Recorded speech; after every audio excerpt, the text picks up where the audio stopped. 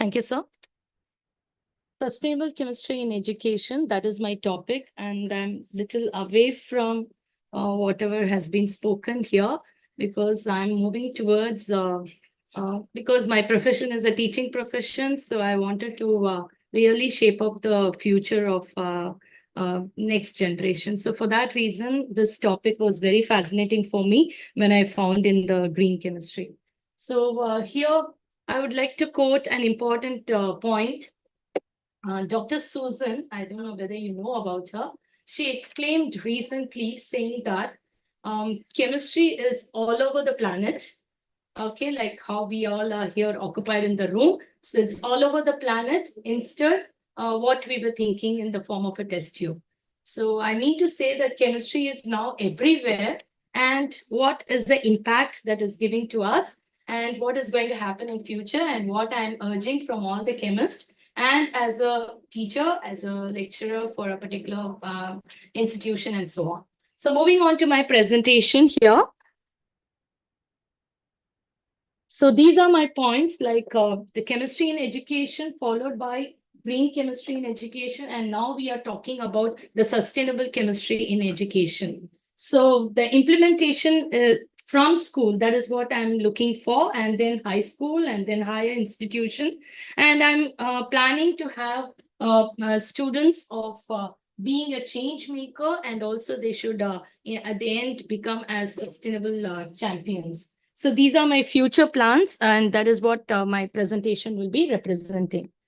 So my key focus on the sustainability chemistry is like, what is the background for thinking of this topic, and what is the important definition, and how it affects the health, safety, climate, ecosystem, and so on. And let me now move forward to ask you a question. Is anyone here a teacher? Okay, great. Okay. So thank you so much for that innocent question. And yeah, basically what I'm trying to say here is what we were doing for last 100 years is what is this, like chemical disasters, toxic chemicals, plastic debris, and waste pollution. So today I found everyone speaking a lot of new things, and the operation is done by the doctor, but the patient is dead. Because our byproducts are like that. All our byproducts are giving some kind of all these 4 points in the environment. So which I'm going to emphasize today. So you can see here, when I talk about the byproduct of my colleagues speaking here, none of them was sustainable. None of them were environmental friendly. And at the same time, they were having a lot of health hazards. So this is the paradigm shift that I wanted to bring in the future generation. So as I move forward, I just want you to keenly look at this Venn diagram. And here you can see we were talking in terms of chemistry, that is use chemicals and so on, but we never spoke in terms of the most focal point. This is a focal point, which we call it as sustainable chemistry. And in course of time, we understood that green chemistry is so important, but as we went forward, we started to use the toxic chemicals also. Like so was just now pointing out about zeolites, whereas on the other side we have MOF and so on. So all these things were focused on here, but my aim is to focus this particular Venn diagram. So for that reason, I have come up with some examples, and at the end, what is my research going on is also be an important part of the work. So what is sustainable chemistry? It is nothing but you develop, you apply chemicals, but at the same time, think about what is going to be the impact in the future generation. We are only looking at applying the chemicals, getting the new products, what is the benefit, waste to wealth. So this is what another topic I realized today, waste to wealth. So all these focus is there, but we are forgetting the future generation, how it is going to affect the human and the ecosystem. So the real definition is on the board for you. And what we need to focus on is also shown some of the criteria. Now today, whoever spoke today, including me, we are not thinking in terms of these points. We are only thinking to just establish a new product. which can solve a small purposes, and with that it's over. So my question is like, my urge for you all is like, whenever we are presenting a topic, I want you all to focus on these points, which will later improve the environment and also the health and also the ecosystem and so on. So I don't have to read because it's self-explanatory. And then came a lot of research. Whatever points I'm going to discuss today is just I collected from Jan to June. So even yesterday, I was just focusing on what is a new thing happening in and around me. So are we really into it like this? Okay, my first thing is carbon dioxide. Today, everyone spoke about carbon dioxide, and I found some of them are trapping in zeolite, some of them trapping in MOS, and so on. But I'm a research student, in fact, though I'm working in one of the schools here, but I'm also a research student. And I'm also trying to find some method to prepare quinazolines, which is a heterocyclic organic compound. But I want to really convert this carbon dioxide using my product. But it's really leading me to undesired products, which is making me to think and reverse back. Like one of my friends spoke about reverse engineering and so on. So all those things are really making me to stop my research and think what best I can do it. So here I can find here carbon dioxide fixation and everything we are doing, but there's a lot of side effects happening. So how to overcome is the big question I'm posing to you all. So normally you have to give me the question, but I'm posing to you all. So as researchers, what best we can do in this area is the focus rather than getting just some product which is not suitable for the environment. Similarly, the second important thing I'm noticing, an amazing thing happening now actually is artificial cooling earth. Anybody knows about it? Yeah, it is a very dangerous research going on. And what is going to happen in future is a big question mark. That is, they are going to reflect the sun's radiation. Okay, that is the research going on, and many people are working on it theoretically right now, and it's going to be in lab very soon. Now you can imagine the solar, we all are science first and then chemistry. So we can imagine that solar radiation again sending back to the universe. So such a worsened situation is happening. So why am I talking about all this? I'm having one more point in my mind, that is the present generation is not focused in this. So I wanted to bring my future generation to learn more about this.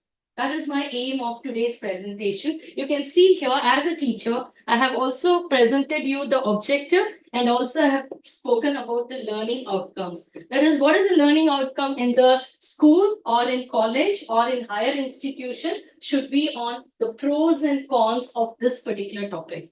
Because no one knows about it. We all are already well established, but I'm thinking of my students in the classroom.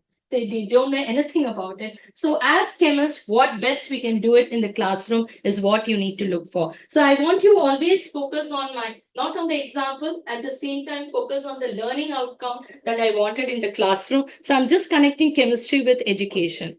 So moving to my third example, yes, platinum, the next most important catalyst which I found in every presentation, either in the form of palladium or platinum or copper or silver. So we are trying to use, and we want to incorporate more of this usefulness in the classroom environment. You can see here my learning outcomes are, what is the latest advancement? In the classroom, we only speak one thing about platinum. Can anyone tell me? What do you speak in classroom for about platinum? What is the first point that comes to our mind? It's a noble metal. It's inert. It's highly expensive. It's costly. So these are the points my children know about it. But are they knowing any advancement in that? The latest advancement? Now it's time for all of us to turn back and check in this way so that our younger generation is moving towards the sustainable chemistry. So I'm not talking about just chemistry or green chemistry. My focus is on the focal point, sustainable chemistry. Moving further, the fourth next important thing is, actually, I want you all to read one of the book that I have published. the advancement in green and sustainable chemistry. I have completely written on the topic ionic fluids, liquids, and the collaborative of many authors together have made that particular book, which will give you a lot of information on how to have a approach, green approach and sustainable chemistry. And here I have I found today one of the speaker was talking about the electrochemical transformation of converting carbon dioxide into hydrocarbons or maybe useful fuels and so on. It's all important. I'm not finding any faults or being very negative, but I'm trying to say that this particular thing should go into the classroom so that the children come up, the next generation come up with sustainable chemistry approach in all our research that we are doing. So moving to the next example. Yes, the next important one. So far, I was talking about the chemistry part of it, but what we are doing to this world, even today, if you see our food, everything was related with processed food. We are slowly forgetting the real natural food that we are supposed to have. In place of that, we are moving into ultra processed food. How many of you know that how dangerous is ultra processed food? And it's all we chemists who did it, okay? So we have to claim for that. And what I'm trying to say here is, like, why don't we teach this in the classroom so that the next generation at least will be safe? Because in those days, if you see, we were going for natural food and we had natural beds. But now we are going for ultra processed food. And just 2-3 days back, one of my colleagues passed away because of cancer. And the question is why? It's a big question mark. We are still not knowing what is the reason. So slowly, it has become a killer thing, the ultra processed food. It is leading to a lot of health hazards, which we need to understand first, and we need to inculcate in the minds of the young generation. So you can see here, I've just mentioned the points here, and my learning outcome is try to explain the harmful effects to the next generation so that they don't come up with such kind of food items. Moving to the next part. Now, everyone thinks we all are drinking safe water. But if you really get into it and check, we are into this kind of human-made forever chemicals. Our drinking water is definitely containing some amount of chemicals. Now, how did this go into water? Can anyone tell me? I'm really puzzled. I'm like you, a researcher, and I'm like you doing my research. But I'm really puzzled how these chemicals entered into the water beds, how they entered into air, and why they are troubling us, and we are not able to drink water very safe from any of the bottles. Either it is in the form of, I'm coming to the next slide, but this kind of contaminations are in very high level. Now, are we reasoned for that? Because today I found many people doing research with rubidium, lanthanum, cesium. I found everyone speaking about rare earth metals, but there was a purpose. I'm not finding any negative impact on that. I'm seeing a purpose is there when you all were speaking about it. But did we speak anything on the toxic nature of these transition metals? Is what is my concern, and that's what is a learning outcome that we need to bring. Children of the next generation should definitely know the water standards. They should be taught not just H2O is water. We need not teach just H2O as water. What are the standards available? Our way of education in the classroom should change so that our chemistry becomes much more stronger and become into a sustainable chemistry. That's my aim. And moving further, this is another thing which is happening, and everywhere solar. Everywhere you can find, if you come to my hometown, my friend is here who is from Gujarat, you will find fields and fields of solar farm. Their poverty is not gone, but the solar points have gone up. I'm not so sarcastic, but at the same time, I'm talking about the reality. I think everyone should understand that. So what I'm trying to say here is we are constructing solar farms on one side, and on the other side, we are damaging the entire society and things like that. Even I tried myself as a researcher this is my idea, which I'm trying to share with you. There is make solar roofs on top of the building itself so that we don't have farms like this. Try to avoid that. But what to do? We are into waste to wealth and renewable sources to wealth. So our main focus is on that, not on the real situation that we are talking about. So moving further, these are coming to the next important branch of chemistry, that is nanotechnology. Now this nanotechnology, this now nano clusters were spoken. I'm really very happy. I was so impressed with the discussion and so on. But this nano, what is the number? What is the number actually in meters? It's what is 1 nanometer equal to? 10 power minus 9 meter. And now you can see here, this nano is now getting converted into cluster form and getting trapped into metal frameworks and so on. And at the same time, it is going into the water bodies and other areas in minute nanoparticles. And what is the implication of it? Unknowingly, we are taking it into our body. So what best we can do, we need to think. I'm not saying anything to any of the researchers. And as a research, I'm just thinking what best we can do with this nano, because it's application is more. Of course, the application is more. Without nano, we cannot have different other applications that are available. I'm not going to talk about it. There are vast applications, no doubt at all, but do not allow it to move into the environment and create health hazards is my topic actually for today. Moving further is the next one. I'm really impressed with this particular.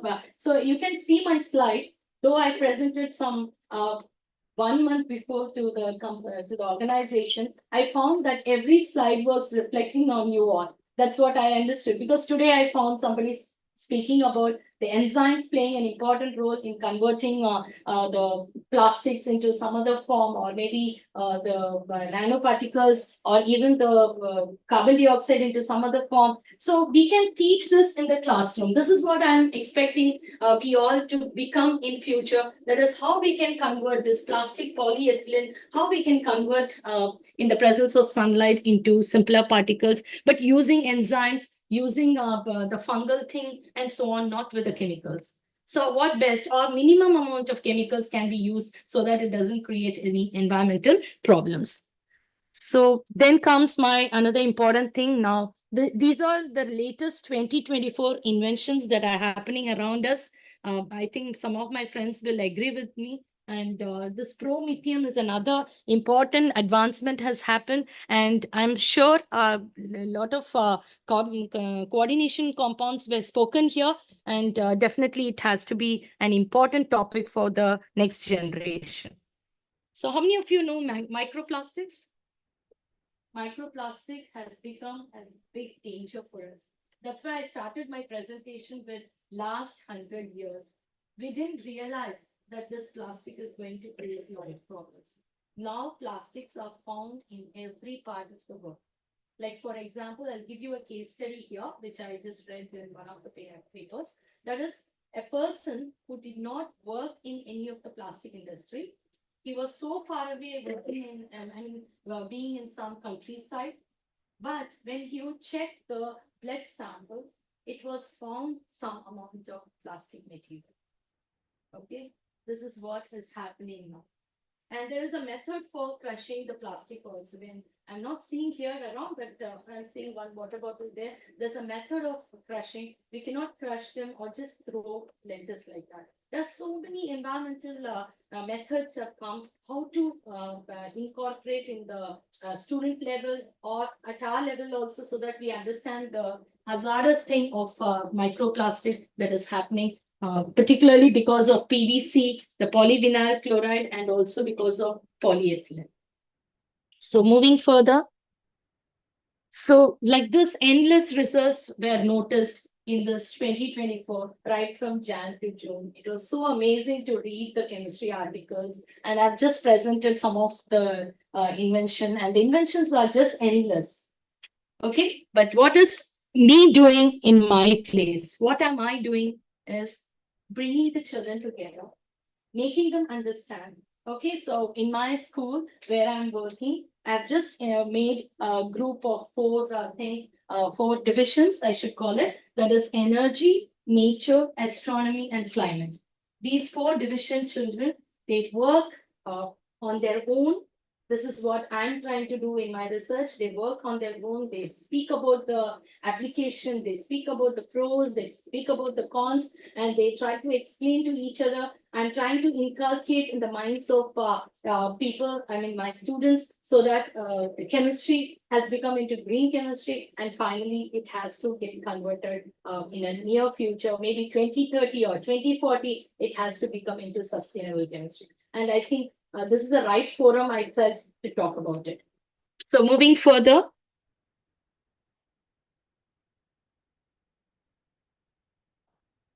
So in the beginning, we thought chemistry is just a study of some amazing chemicals and so on. Later, very soon, we understood it is toxic. And this is my conclusion points. That is, very soon we understood it is toxic. But at the same time, we started to use, though it was toxic, we never compromised. We started to use it in large scale. That's what happened. And but now I urge all my researchers, being me also one of the member of you all. So I want you all to focus in this way. So maybe when we meet next time, all our researchers should come up with this kind of point as my urge, including me, that we speak about the most important thing is what is a developing solution that we have for the sustainable changes. So to bring the sustainable changes for the next generation. So that is my urge. We cannot solve problem with the same thinking. We are still thinking we are chemists, we are doing chemistry, we know very well everything, but we are not ready to change to the need of the next generation. So that is my conclusion for today's topic. Thank you so much. Any questions, please?